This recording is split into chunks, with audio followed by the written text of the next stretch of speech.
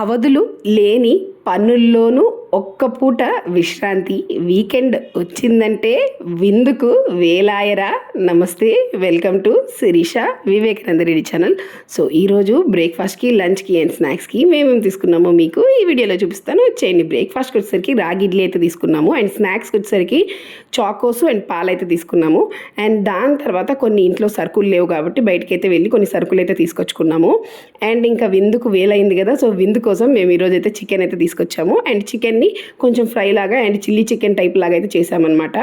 And దీనికి కాంబినేషన్గా రసమైనా and sambar అయినా ఖచ్చితంగా ఉండేలాగా చూసుకుంటాం అనమాట. సో అందుకోసమని సాంబార్ అయితే చేశారనమాట.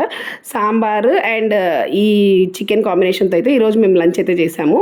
అండ్ దాని తర్వాత లాస్ట్లో ఫైనల్ టచ్, ఎప్పుడైనా ఈ మసాలా టైప్ తిన్నప్పుడు ఏదైనా స్వీట్ తినాలనిపిస్తుంది, అందుకోసమని ఒక చిన్న రవ్వ లడ్డు అయితే తీసుకున్నాము. సో మీకు నచ్చుతుంటే please like, share and subscribe my channel.